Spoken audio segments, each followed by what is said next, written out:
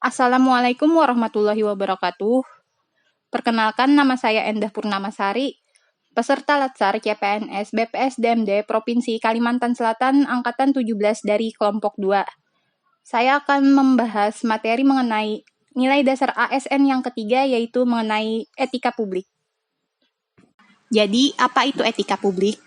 Etika publik merupakan refleksi tentang standar atau norma yang menentukan baik buruk, benar salah perilaku, tindakan dan keputusan untuk mengarahkan kebijakan publik dalam rangka menjalankan tanggung jawab pelayanan publik.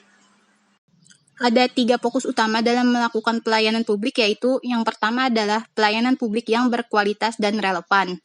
Lalu yang kedua, dari sisi dimensi reflektif, etika publik berfungsi sebagai bantuan dalam menimbang pilihan sarana kebijakan publik dan alat evaluasi. Dan yang ketiga, sebagai modalitas etika yang menjembatani antara norma moral dan tindakan faktual. Ada 3 dimensi etika publik. Yang pertama adalah dimensi kualitas pelayanan publik.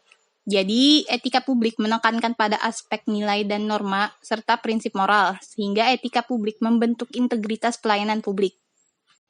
Yang kedua yaitu dimensi modalitas, di mana unsur-unsur modalitas dalam etika publik adalah akuntabilitas, transparansi, dan netralitas. Yang ketiga yaitu dimensi tindakan integritas publik. Secara luas, integritas publik merupakan tindakan yang sesuai dengan nilai, di mana tujuan dan kewajibannya untuk memecahkan dilema moral yang tercermin dalam kesederhanaan hidup. Selanjutnya mengenai tuntutan etika publik dan kompetensi. Tanpa kompetensi etika, pejabat publik cenderung menjadi tidak peka, tidak peduli, dan diskriminatif, terutama pada masyarakat kalangan bawah. Etika publik merupakan refleksi kritis yang mengarahkan bagaimana nilai-nilai seperti kejujuran, solidaritas, keadilan, kesetaraan, dan lain-lain dipraktikkan dalam wujud keprihatinan dan kepedulian terhadap kesejahteraan masyarakat atau kebaikan orang lain. Selanjutnya terkait perilaku pejabat publik. Jadi para pejabat publik perlu merubah mindset mereka. Mindset yang awalnya adalah seorang penguasa menjadi seorang pelayan, lalu yang kedua merubah mindset wewenang menjadi peranan, dan yang ketiga menyadari bahwa jabatan publik adalah amanah yang harus dipertanggungjawabkan. Seorang pejabat dan pegawai pemerintah harus memiliki kewaspadaan profesional dan kewaspadaan spiritual. Kewaspadaan profesional berarti bahwa dia harus menaati kaidah-kaidah teknis dan peraturan-peraturan yang terkait dengan kedudukannya sebagai seorang pembuat keputusan. Sedangkan kewaspadaan spiritual merujuk pada penerapan nilai-nilai kearifan, kejujuran, keuletan, sikap sederhana dan hemat, tanggung jawab, serta akhlak dan perilaku yang baik. Kekuasaan yang memiliki legitimasi paling kuat adalah yang memenuhi landasan legitimasi etis. Ada 3 alasan mengapa legitimasi etis ini demikian penting. Pertama, karena landasan etis memiliki basis yang sangat kuat bagi perilaku manusia. Yang kedua, legitimasi etis berada di belakang setiap tatanan normatif dalam perilaku manusia. Yang ketiga, karena etika tidak mendasarkan diri pada pandangan-pandangan moral de facto yang berlaku dalam masyarakat saja, legitimasi etis tidak akan pernah dibatasi oleh ruang dan waktu. Selanjutnya yaitu terkait konflik kepentingan. Konflik kepentingan adalah tercampurnya kepentingan pribadi dengan kepentingan organisasi, yang mengakibatkan kurang optimalnya pencapaian tujuan organisasi. Dalam organisasi pemerintah, konflik kepentingan akan mengakibatkan penyalahgunaan kekuasaan, pengerahan sumber daya publik yang kurang optimal, dan peningkatan kesejahteraan rakyat terabaikan.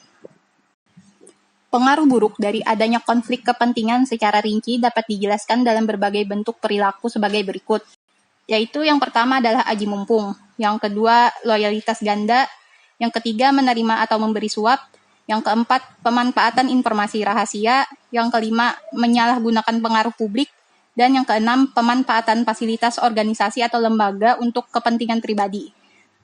Selanjutnya mengenai implikasi kode etik dalam pelayanan publik. Kode etik dirumuskan untuk menyempurnakan pekerjaan di sektor publik, mencegah hal-hal buruk, dan untuk kepentingan bersama dalam organisasi publik. Setiap pegawai dan pejabat diharapkan menaatinya dengan kesadaran yang tulus. Para pegawai dan pejabat perlu terus diingatkan akan rujukan kode etik PNS yang tersedia. Bisa dengan melalui sosialisasi sumber-sumber kode etik, pelatihan kepegawaian, atau dengan diskusi kasus nyata. Lalu, nilai etika publik yang bisa saya implementasikan ke tupoksi saya sebagai penata keuangan diantaranya yaitu melaksanakan tugas dengan cermat dan disiplin. Jadi, saya dalam melaksanakan tugas, misalnya dalam memeriksa SPJ keuangan, harus cermat dan teliti. Selain itu, saya juga harus menyelesaikan pekerjaan saya dengan tepat waktu. Lalu selanjutnya memberikan informasi secara benar dan tidak menyesatkan. Jadi di sini saya memberikan informasi terkait masalah anggaran dan keuangan secara benar pada pihak yang membutuhkan informasi tersebut.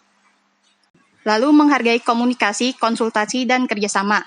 Jadi jika saya sedang menghadapi masalah dalam tupoksi saya akan mengkomunikasikannya dengan rekan kerja atau konsultasi dengan atasan saya, sehingga masalah tersebut bisa terpecahkan. Demikian yang dapat saya sampaikan. Salah hilap mohon maaf dan saya ucapkan terima kasih. Wassalamualaikum warahmatullahi wabarakatuh.